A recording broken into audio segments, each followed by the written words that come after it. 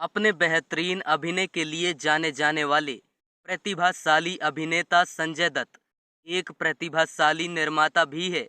ये वही अभिनेता है जिन्होंने अपने जीवन में क्या नहीं देखा, फिर भी उठकर खड़े हुए और अपना नाम दोबारा इंडस्ट्री में बनाया। उन्होंने अपने जीवन में बहुत से उतार चढ़ाव देखे हैं। संजय को अभिनय तो विरासत में मिला है। उनके माता पिता भी अभिनय की दुनिया में बहुत बड़ा नाम बना चुके हैं। संजय के माता पिता को उनके अभिनय के लिए आज भी याद किया जाता है। इन्हें भी अपने माता पिता की तरह उनके अभिनय के लिए बहुत सराहा जाता है। 1981 से लेकर अभी तक संजय दत्त ने 100 से ऊपर फिल्में की है और बहुत नाम कमाया है।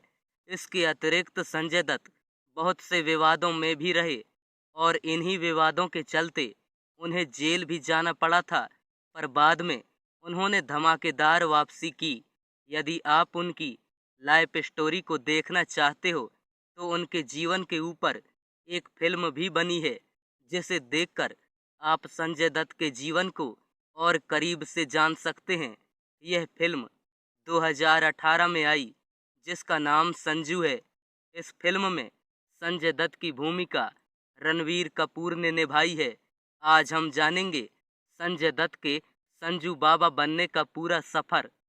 संजय दत्त का जन्म 29 जुलाई 1959 को मुंबई, महाराष्ट्र में हुआ। संजय दत्त का असली नाम संजय बलराज भट्ट है, पर जैसा कि हम सभी जानते हैं कि फिल्म इंडस्ट्री में नाम बदलने की प्रथा है, तो उन्होंने भी अपना नाम बदलकर संजय दत्त कर लिया। संजय दत्त की पढ़ाई में ज़्यादा रुचि नहीं थी। उन्होंने अपनी शुरुआती पढ़ाई द लॉरेंस स्कूल मुंबई और आगे की पढ़ाई एल्फिंस्टन कॉलेज में की। उनके पिता मशहूर अभिनेता और डायरेक्टर श्री सुनील दत्त हैं और माता अपने समय की मशहूर नायिका नरगिस जी हैं। इनकी दो बहनें हैं, प्रिया दत्त और नम्रता दत्त। इनके 3 विवाह हुए। उनका पहला विवाह ऋचा शर्मा से हुआ, लेकिन ब्रेन ट्यूमर होने के कारण उनकी 1996 में मृत्यु हो गई थी। उनकी और ऋचा की एक बेटी है, त्रिशाला, जो अपने नाना नानी के साथ यूएस में रहती है।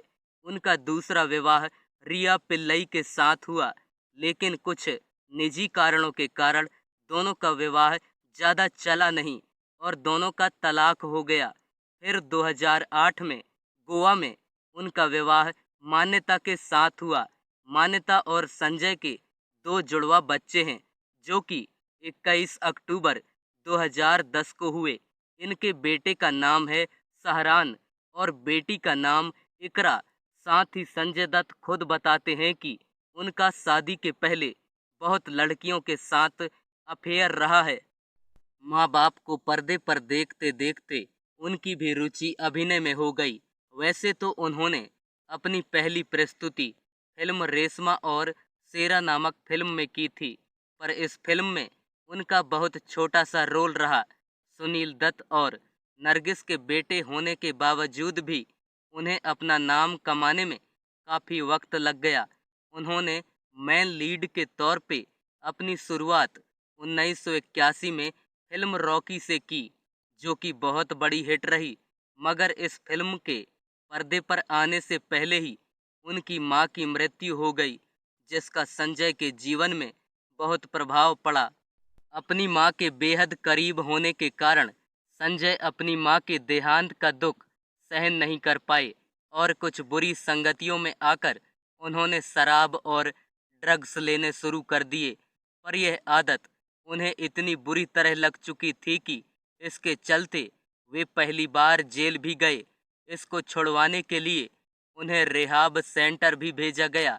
5 महीने के लंबे अंतराल के बाद आखिर संजय ने अपनी इस आदत से निजात भी पा लिया और अपने काम पर भी ध्यान देने लगे। वो लोगों के बीच काफ़ी सराहनीय एक्टर बन चुके थे, पर कहते हैं ना कि वक्त कभी किसी का नहीं होता।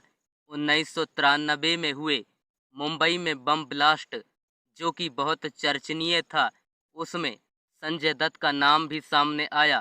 कहा जाने लगा कि उनके पास जो हथियार हैं वो आतंकी हमलों में इस्तेमाल करने के लिए रखे गए थे और गैर कानूनी तरीके से अवैध हथियार रखने के जुर्म में उन्हें 1993 में जेल जाना पड़ा और उनकी इस हरकत के लिए लोगों के मन में घृणा होने लगी और जिस हीरो को इतना सराहा जा रहा था वही अब लोगों की नज़र में विलन बन चुका था।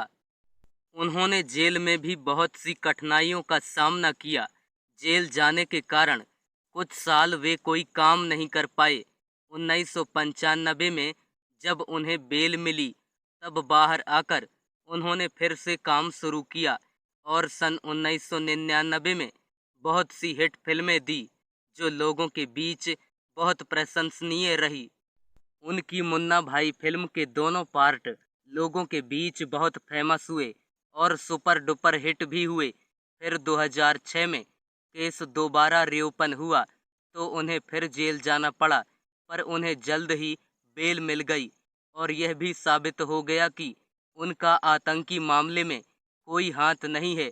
पर अवैध हथियार रखने के जुर्म में उन्हें 2013 में फिर से 5 साल की सजा सुनाई गई, पर वे पहले ही काफ़ी वक्त जेल में बिता चुके थे तो सजा घटा दी गई। उनके अच्छे बर्ताव की वजह से उन्हें जेल से 102 दिन पहले ही 25 फरवरी 2016 को रिहा कर दिया गया। सन 2018 में उनके ऊपर बायोपिक संजू आई जिसमें उनके जीवन के हर पहलू के बारे में बताया गया। इस फिल्म को देखकर लोगों के बीच उनके लिए फिर सहानुभूति जाग गई। यह फिल्म भी बहुत हिट रही।